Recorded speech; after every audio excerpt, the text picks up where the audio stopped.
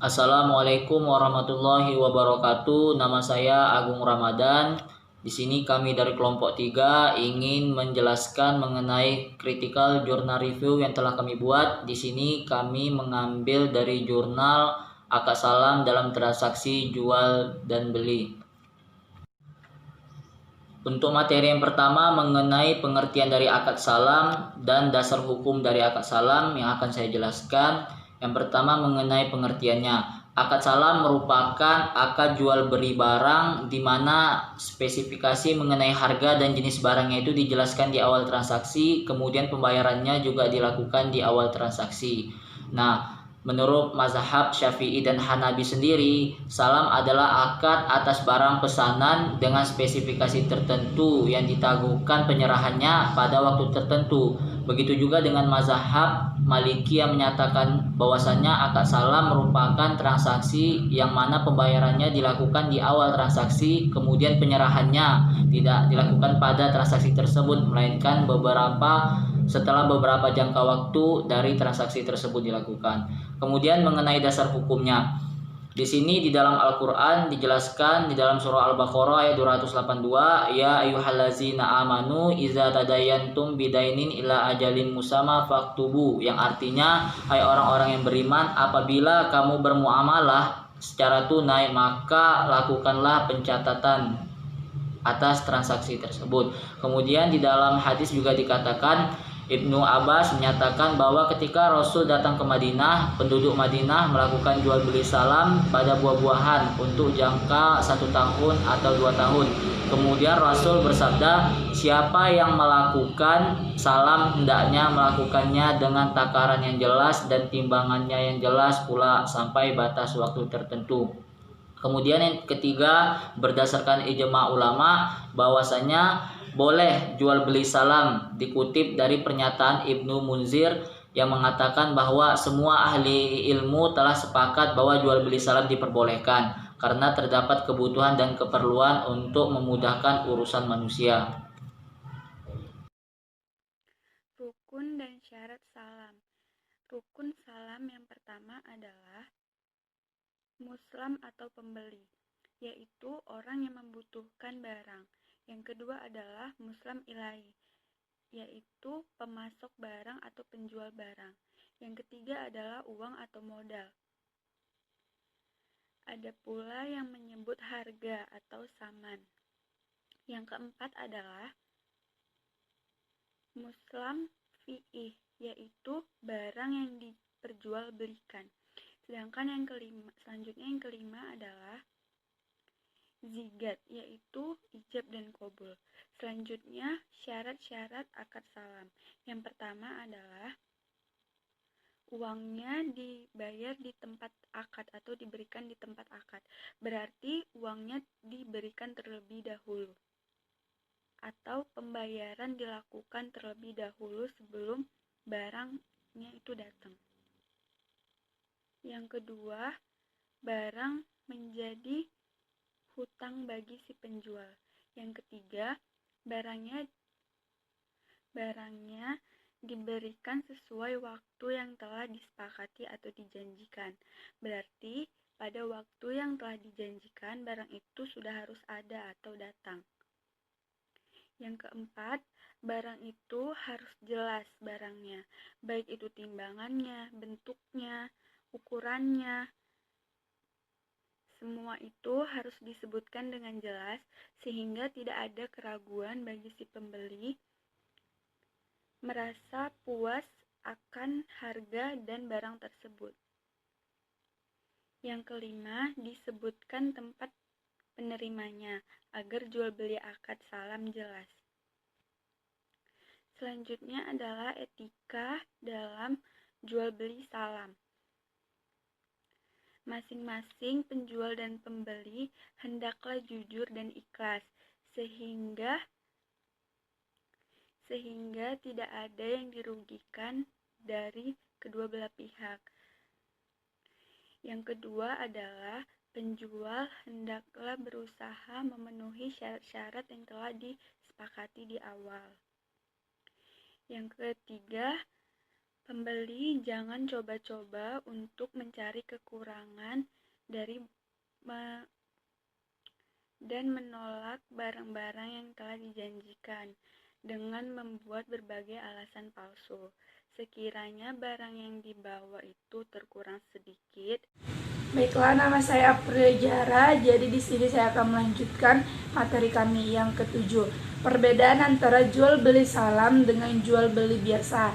Yang pertama, jual beli salam perlu ditetapkan periode pengiriman barang. Yang dalam jual beli biasa tidak perlu. Yang kedua, dalam jual beli salam, komoditas yang tidak dimiliki oleh penjual dapat dijual. Yang dalam jual beli biasa tidak dapat dijual. Yang ketiga, dalam jual beli salam hanya komoditas yang secara tepat dapat ditentukan kualitas dan kuantitasnya dapat dijual. Yang dalam jual beli biasa, segala komoditas yang dapat dimiliki bisa dijual, kecuali yang dilarang oleh Al-Quran dan hadis. Yang keempat, dalam jual beli salam, pembayaran harus dilakukan ketika membuat kontrak. Yang dalam jual beli biasa, pembayaran dapat ditunda atau dapat dilakukan ketika pengiriman barang sedang berlangsung. Dapat disimpulkan bahwa aturan asal pelarangan jual beli adalah tidak adanya barang. Telah dihapuskan dengan pertimbangan kebutuhan masyarakat terhadap kontrak salam. Yang selanjutnya itu 8. Keuntungan dan manfaat akad salam. Yang pertama itu jaminan. Jaminan untuk mendapatkan barang sesuai dengan yang ia butuhkan dan pada waktu yang ia inginkan. Sebagaimana ia juga mendapatkan barang dengan harga yang lebih murah bila dibandingkan dengan pembelian pada saat ia membutuhkan barang tersebut. Sedangkan penjual juga mendapatkan keuntungan yang tidak kalah besar dibandingkan pembeli. Yang kedua, penjual mendapatkan modal usaha untuk menjalankan bisnisnya dengan cara-cara yang halal, sehingga ia dapat menjalankan dan mengembangkan usahanya tanpa harus memikirkan bunga. Dengan demikian, selama belum jatuh tempo, penjual dapat menggunakan uang pembayaran tersebut untuk menjalankan usahanya dan mencari keuntungan sebanyak-banyaknya tanpa ada kewajiban apapun. Yang ketiga, penjual memiliki keleluasaan dalam memenuhi permintaan pembeli karena biasanya tanggal waktu antara transaksi dan penyerahan barang pesanan berjarak cukup lama. Demikian dari saya kembalikan kepada moderator. Baiklah, setelah kita mendengar penjelasan dari ringkasan jurnal yang telah kami review, di sini kami menemukan beberapa kelebihan dan kekurangan dari jurnal yang telah kami review tersebut. Untuk kelebihannya, di sini kami mendapatkan 3 kelebihan pada jurnal ini. Yang pertama, pada jurnal ini penulis memaparkan secara jelas dan lengkap mulai dari pendahuluan atau latar belakang permasalahan sampai menjelaskan secara rinci poin-poin apa saja yang perlu di dalam akad salam, seperti pengertian dari akad salam, kemudian ada dasar-dasar hukum dari akad salam, syarat dan rukunnya, hingga sampai apa yang membedakan antara jual beli salam dengan jual beli biasa. Sehingga bagi para pembaca yang belum tahu apa akad salam, setelah membaca jurnal ini maka akan mudah memahami apa itu akad salam. Kemudian yang kedua, penulis juga menulis jurnal ini dengan sangat baik, teratur dan sesuai dengan kaidah penulisan. Jurnal yang ditulis menggunakan bahasa yang baku dengan sesuai kamus EID Bahasa Indonesia sehingga mudah dipahami oleh pembaca. Kemudian yang ketiga, pada jurnal ini juga dilengkapi oleh bukti-bukti dalil sehingga menguatkan setiap pendapat yang dituangkan dalam tulisan ini. Kemudian di akhir tulisan penulis juga meletakkan sumber referensi di mana para pembaca akan semakin yakin bahwasanya tulisan yang dibuat oleh penulis pada jurnal tersebut adalah hasil karya tulis terbaiknya setelah menyaring beberapa referensi.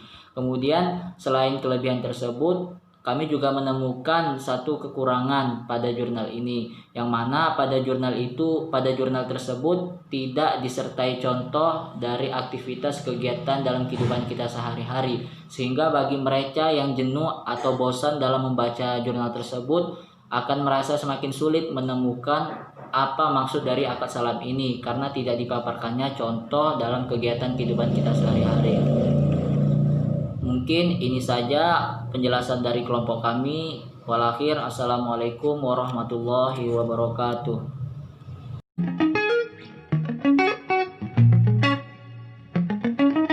Assalamualaikum warahmatullahi wabarakatuh. Nama saya Agung Ramadan.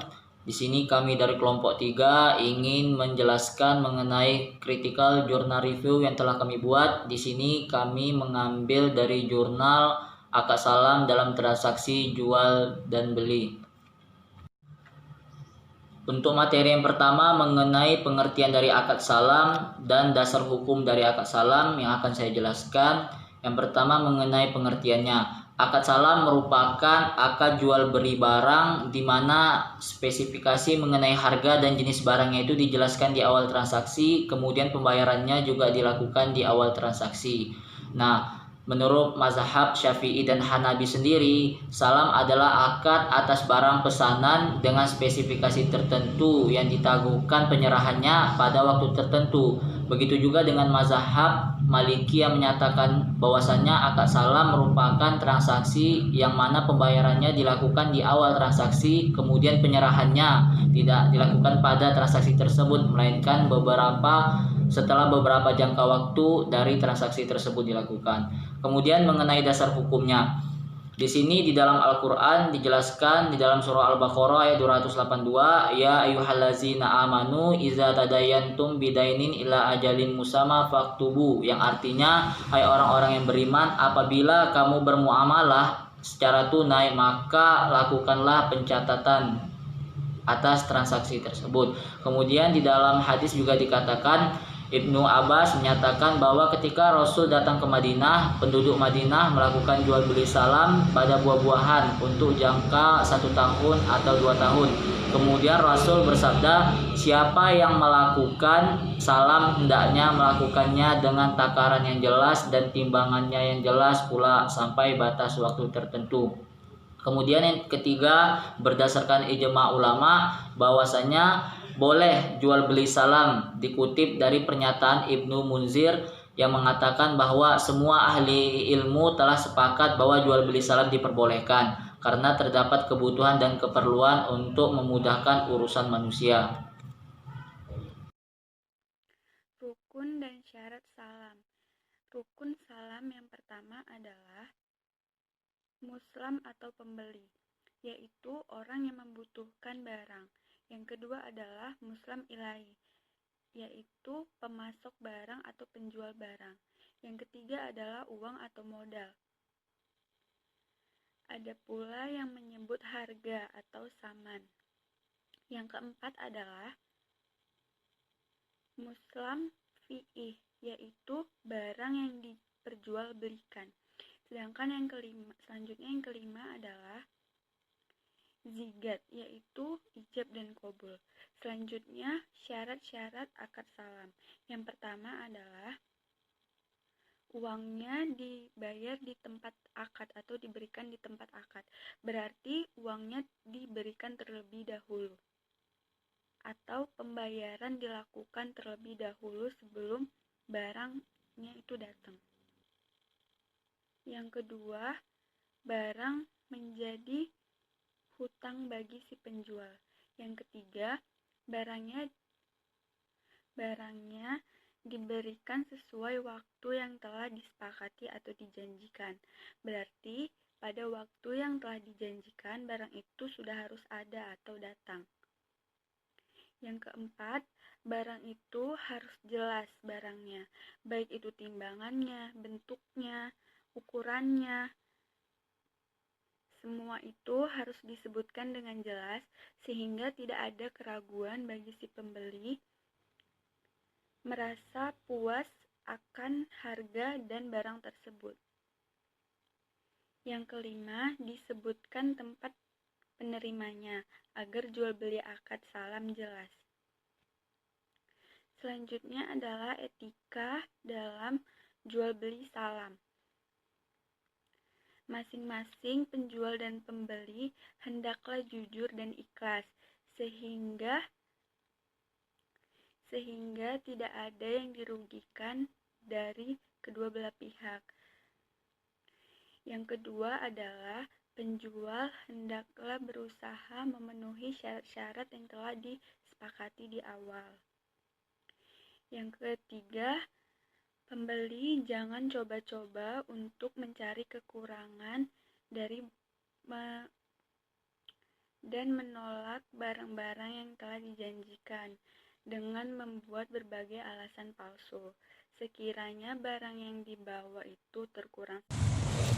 Yang kelima ada fatwa jual beli. Ketentuan fatwa DSN MUI nomor 05 DSN MUI 4/2000 menetapkan 6 hal. Yang pertama itu ketentuan pembayaran. Alat bayar harus diketahui jumlah dan bentuknya, baik berupa uang, barang, atau manfaat. Yang kedua, dilakukan saat kontrak disepakati atau in advance. Yang ketiga, pembayaran tidak boleh dalam bentuk ibrah atau pembebasan utang. Berarti setelah ketentuan pembayaran, yang kedua ada tentang ketentuan barang. Itu yang ketiga ada tentang ketentuan tentang salam paralel. Dibolehkan melakukan salam paralel dengan syarat akad kedua terpisah dan tidak berkaitan dengan akad pertama. Yang keempat itu ada penyerahan barang. Yang keenam ada perselisihan. Baru itu materi yang keenam itu ada menentukan waktu penyerahan barang. Tentang periode minimum pengiriman, para fuqaha memiliki pendapat berikut. Yang pertama, Hanafi menetapkan periode penyerahan barang pada 1 bulan. Yang kedua, menurut Syafi'i, salam dapat segera dan tertunda. Yang ketiga, menurut Malik, penundaan tidak boleh berkurang dari 15 hari. Sedikit. Baiklah, nama saya April Jara. Jadi di sini saya akan melanjutkan materi kami yang ketujuh.